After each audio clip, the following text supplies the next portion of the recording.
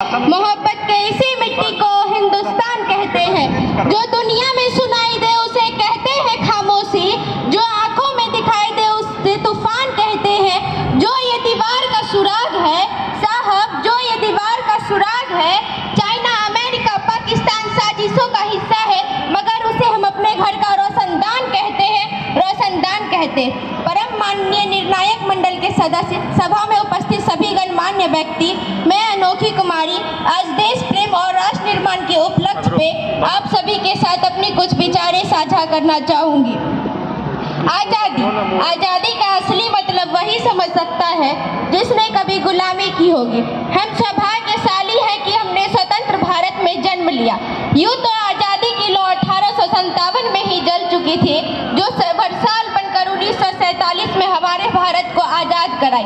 वर्तमान प्राचीन मध्यकालीन के भारतों से मैं यह स्पष्ट करना चाहूँगी कि जब हम फिरंगियों के फेरे में फंस चुके थे, तब रंग दे बसंती चोला की एक आवाज़ पर टोलों के टोले उमड़ आते थे और उनके वंदे मातरम के नारों से आने वाला 5-5 डिग्री का तूफान अंग्रेजी शासकों का जड़ हिला देता था। तब लोग मर जाते थे, मिट जाते थे, फांसी चढ़ जाते, वो भी अपनी देशभक्ति साबित कर रहे होते, क्योंकि ये उन दिनों की देशभक्ति की कसौटी थी। उसके बाद 62, 65 और 71 के युद्धों में अपना सुहाग गवा देने वाली महिला, जब घर के हालात ये हो जाया करते थे कि प्यार भी भरपूर गया, मांग का सिंदूर गया, नन्हे नौनिहालों की लंगोटियां चली गई, छोटी छोटी बेटियों की चोटियां चली गई। आपके लिए तो एक आदमी मरा है साहब, मेरे घर की तो रोटियां ही चली गई, मेरे घर की तो रोटियां ही चली गई वाले हालात पैदा हो जाने के बावजूद भी एक माँ अपने बेटे को सरहद पर दुश्मनों की धज्जियां उड़ाने के लिए भेज दिया करती थी और पत्र लिखवा कर भेजा करती थी। अम्मा ने पत्र लिखा है बड़े ही चाव से, पुत्र मेरे ना घबरा जाना, 1 इंच भी पीछे ना हटना, चाहे इंच इंच कट जाना, चाहे इंच इंच कट जाना। इस तरह पूरा परिवार मिलकर के अपनी देशभक्ति साबित कर रहा होता था। तब देश बलिदान मांगता था, तब देश लड़ जाने को कहता था, तब देश मर जाने को, मिट जाने को, फांसी चढ़ जाने को कहता था। किंतु आज देश मर जाने को नहीं कहता, आज देश मिट जाने को, फांसी चढ़ जाने को नहीं कहता। किंतु यदि मेरे विचारों से देखा जाए तो इस देश का हर वो नागरिक जो अपनी काम पूरी मेहनत और पूरी ईमानदारी के साथ करे ना, तो वही सबसे बड़ा देशभक्त है, वही सबसे बड़ा राष्ट्र प्रेम है।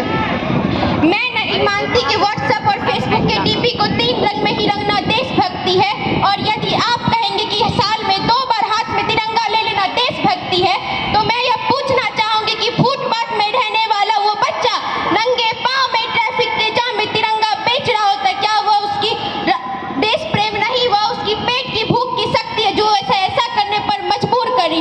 क्योंकि ना मस्जिद को जानते हैं, ना शिवालयों को जानते हैं, ना मस्जिद को जानते हैं, ना शिवालयों को जानते हैं। जो पेट के भूखे होते हैं वो सिर्फ और सिर्फ भोजन के निवालों को जानते हैं, भोजन के निवालों को जानते हैं। अपने समाज, अपने राष्ट्र का प्रति समर्पण का भाव है हमारी सच्ची देशभक्ति। हर देशद्रोही के जीवन में आने वाला तूफान है हमारी सच्ची देशभक्ति, ताकि हर देशद्रोही यह समझ सके कि अगर तू परिंदा है तो ये आसमान तेरा, अगर तू दरिंदा है तो ये शमशान तेरा, भाईचारे से रहना है तो रह इस जमीन पर, वरना ये कब्र भी तेरी और यही कब्रिस्तान भी तेरा।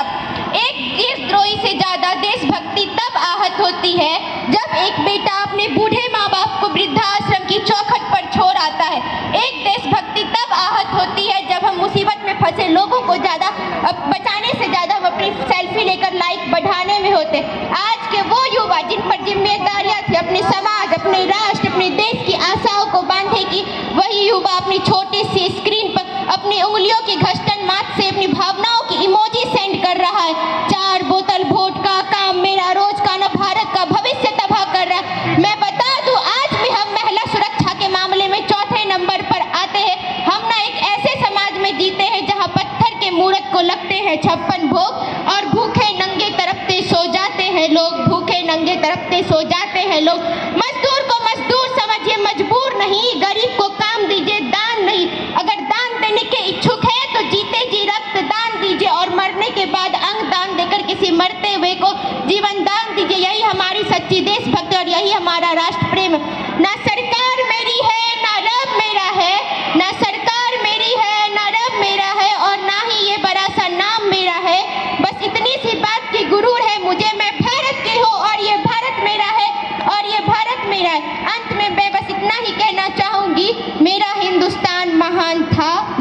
है, महान रहेगा।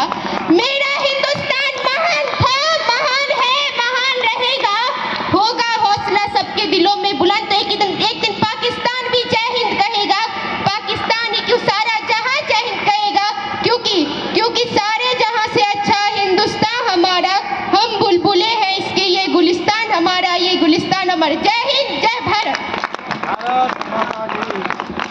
अगले प्रतिभागी हैं रुचि कुमारी, जीवन ज्योति आवासीय विद्यालय। रुचि कुमारी, जीवन ज्योति आवासीय विद्यालय। आज के इस auspicious occasion, junior most participant in speech.